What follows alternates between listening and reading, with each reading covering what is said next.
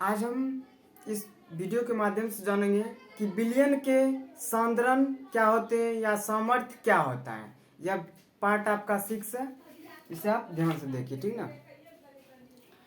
Billion का सांद्रण या फिर सामर्थ्य, सामर्थ्य यानी शक्ति, ठीक ना, इसी को क्या कहते हैं, सांद्रण या फिर सामर्थ्य।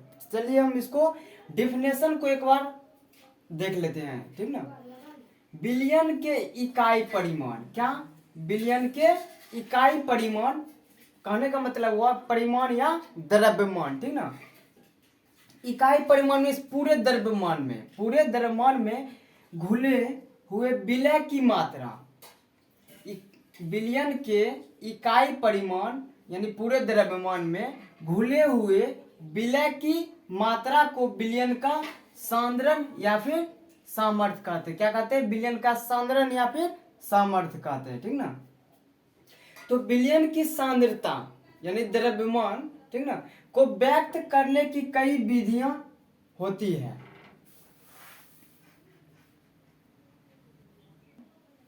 तो इसे व्यक्त करने के लिए बिलियन की सांद्रता को व्यक्त करने की कई विधियां हैं, ठीक ना, जो कि इस प्रकार से। नंबर 1 है आपका द्रव्यमान के रूप में प्रतिशत। पहला क्या है, द्रव्यमान के रूप में प्रतिशत। चलिए इसको हम देख लेते हैं। द्रव्यमान के विचार से, ठीक ना, विचार से बिलियन के प्रति 100 भागों में घुले हुए विलय के भागों की संख्या, क्या, तो द्रव्यमान के अनुसार, ठीक ना, विचार से अनुसार एक ही हुआ, ठीक ना।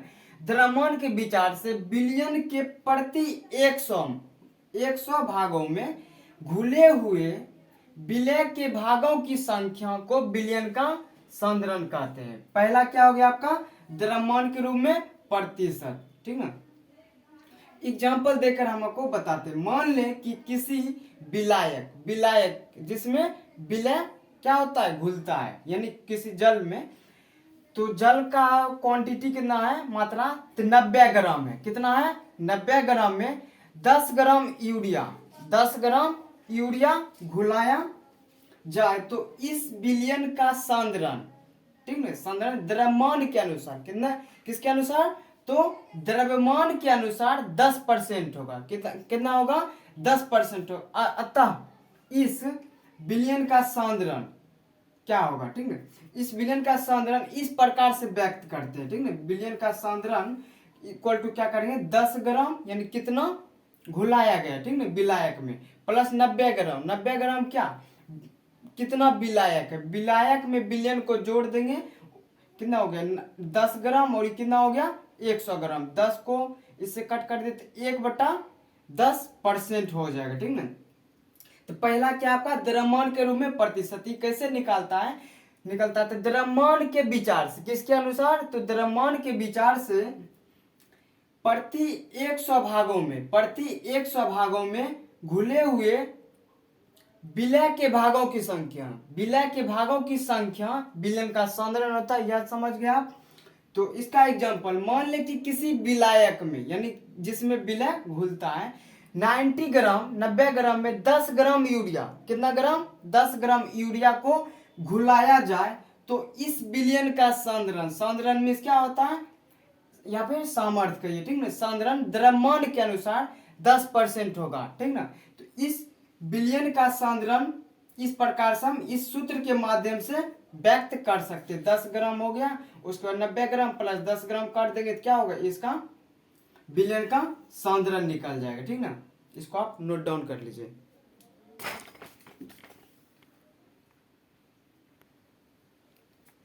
तो अभी हमने जाना कि बिलियन का जो सांद्रता है, ठीक है, इसे हम दो रूप में, पहला आपका द्रव्यमान के रूप में प्रतिशत के रूप में निकाल सकते हैं, और दूसरा क्या है आपका आयतन के रूप में प्रतिशत, ठीक है। पहले दूसरा क्या है, आयतन के रूप में प्रतिशत। तो यह क्या होता है, सेम ही होगा। आयतन के विचार से मीन्स अनुसार, आयतन के अनुसार बिलियन के प्रति 100 भागों में घुले विलय के भागों की संख्या बिलियन का सांद्रण कहलाता है। बिलियन का क्या होता है, बिलियन का सांद्रण होता है। एक बार फिर से इसको देख लीजिए। आयतन के अनुसार, ठीक है, बिलियन के प्रति 100 भागों में घुले विलय के भागों की संख्या, ये क्या होता है, बिलियन का सांद्रण होता है। ये आपको पहले भी बताया, अभी जस्ट पहले। तो मान लीजिए कि जलीय विलयन के 100 घन सेमी में 20 घन सेमी एथेनॉल घुला हुआ है। क्या है, 100 घन सेमी, एक विलयन है, 100 घन सेमी में 20 घन सेमी एथेनॉल मिलाया है, ठीक ना, घुला हुआ है। अतः इस विलयन का सांद्रण हम अभी दो तरीके से बताए थे आपको, ठीक ना। उन दो तरीकों से व्यक्त कर सकते हैं। इसको आप जल्दी से नोट डाउन कर लीजिए, ठीक ना। अभी हमने आपको बताया कि विलयन में पदार्थ का प्रतिशत दो तरीके से निकाल सकते हैं। तो पहला क्या है, विलयन का प्रतिशत द्रव्यमान, और दूसरा क्या है, पदार्थ का प्रतिशत द्रव्यमान, और दूसरा है पदार्थ का प्रतिशत आयतन। तो इसका फॉर्मूला होता है पदार्थ का द्रव्यमान, यानी पदार्थ का कितना द्रव्यमान है, ठीक ना। तो पदार्थ का द्रव्यमान बाय विलयन का द्रव्यमान। विलयन कैसे बनता है, विलय यानी पदार्थ, जिस दो चीजों को मिलाने से विलयन बनता है, तो इसलिए हम ब्रैकेट में लिख दिए विलय प्लस विलायक का द्रव्यमान, ठीक ना। तो पहला हो गया ये आपका सूत्र हो गया किसमें, तो प्रतिशत द्रव्यमान के रूप में, ठीक ना।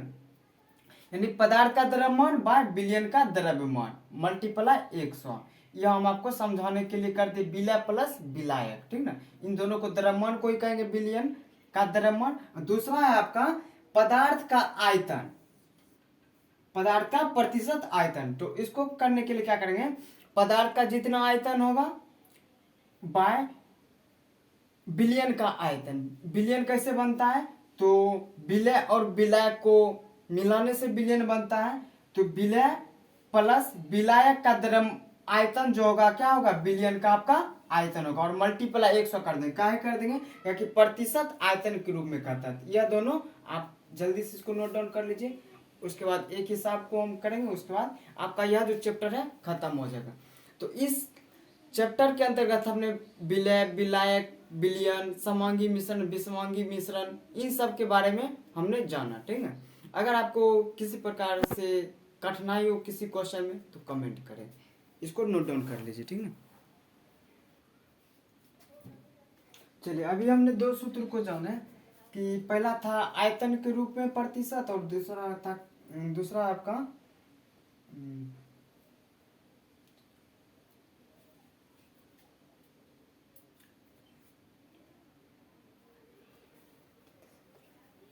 सॉरी प्रतिशत द्रव्यमान और प्रतिशत आयतन, ये दो चीज को अभी हमने जाने हैं। तो एक क्वेश्चन है, किसी पदार्थ का किसी पदार्थ का 0.5 ग्राम, यानी द्रव्यमान में है, द्रव्यमान के रूप में किसी विलायक में घुला हुआ है। कोई पदार्थ 0.5, ठीक ना, किसी विलायक में क्या है, घुला हुआ विलयन के 25 ग्राम में, यानी विलायक में, ठीक ना। विलायक में पदार्थ की प्रतिशत मात्रा की गणना करें या फिर निकाले, ठीक ना। तो पहला क्या है, पदार्थ का द्रव्यमान कितना है, 0.5 ग्राम, ठीक है। दूसरा है विलायक का द्रव्यमान कितना है, तो आपका है 25 ग्राम है, 25 ग्राम।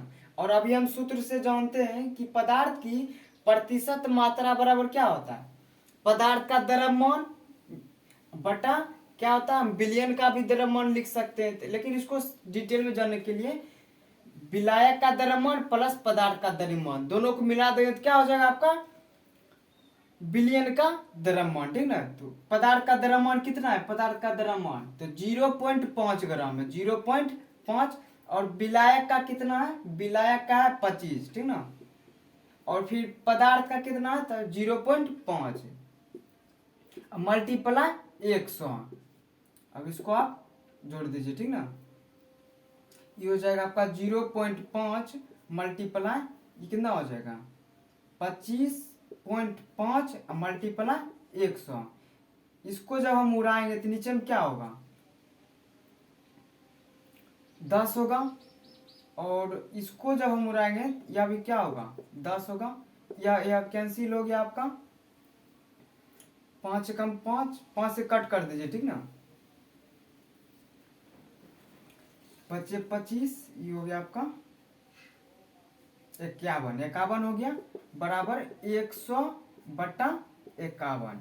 इसको जब आप भाग दीजिएगा तो क्या हो जाएगा 1.96, ये आपका प्रतिशत हो जाएगा। ठीक है, तो आशा करता हूँ कि यह आपको बेहतर से समझ में आया होगा, तो इसे आप नोट डाउन कर लीजिए। ठीक है।